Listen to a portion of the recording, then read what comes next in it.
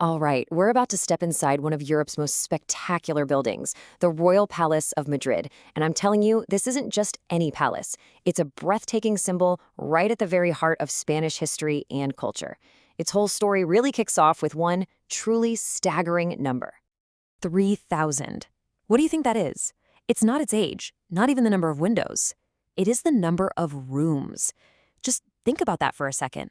With 3,000 rooms, this isn't just a building, it's practically a city within a city. And that massive scale, that's our first clue to the incredible story we're about to explore. So here's what we've got on our tour today. We'll explore its role as a landmark, journey through its history, break down its stunning design, uncover some hidden treasures, and then wrap it all up with how you can go see it for yourself.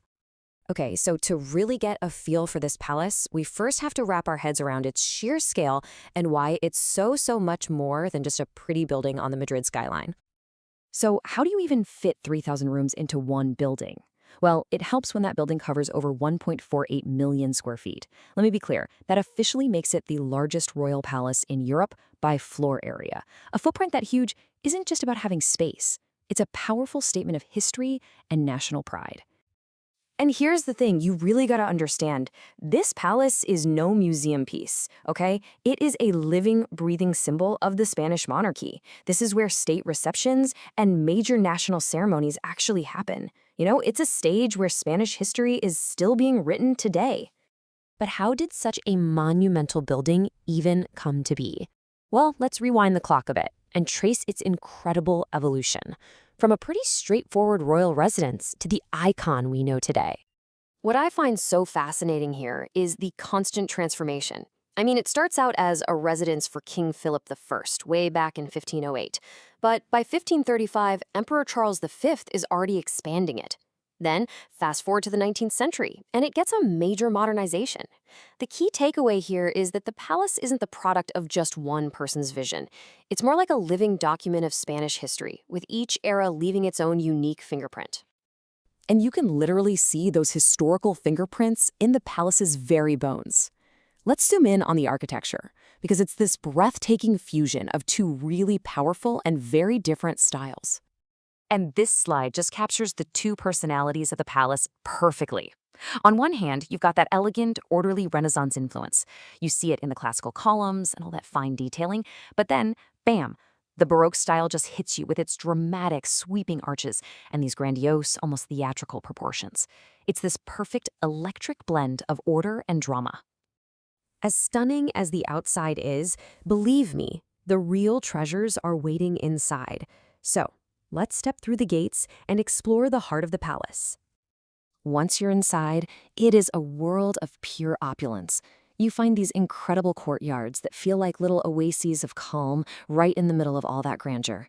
Then you have the galleries, just packed with priceless art and tapestries. And of course, there are the state apartments themselves.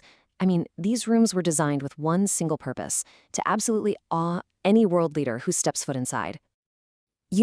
Beyond its function as a royal home, the palace is basically one of the world's great art museums. Its collection is a who's who of Spanish art, a total testament to the country's incredible artistic legacy. And we're talking about the absolute titans here. The walls are covered with masterpieces by Diego Velázquez, the master of realism and court painter to King Philip IV, and Francisco Goya, whose work just captured the soul of Spain across 2 centuries. To walk these halls is to literally walk through the history of Spanish art. So, feeling inspired to see all this for yourself? Yeah, I thought so. In our final section, let's talk about how you can actually experience this unforgettable landmark in person. First off, you can't miss it. The palace is located right in the historic heart of Madrid, which makes it super accessible whether you're walking around or taking public transport. Now, to really make the most of your visit, here are 3 quick tips.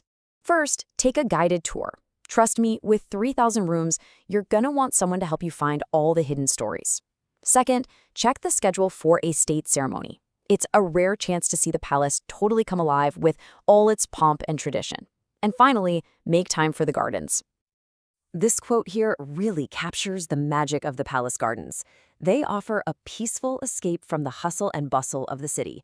I mean, after being dazzled by all the opulence inside, the gardens are the absolute perfect place to just reflect and soak in the atmosphere. And that brings us to our final thought. With centuries of history and art and power all contained within its walls, you're left to wonder, if these walls could talk, which one of its 3,000 rooms would tell the most powerful story? The throne room, a private study, or maybe a gallery filled with silent portraits? Something to ponder. Thanks for joining me on this journey.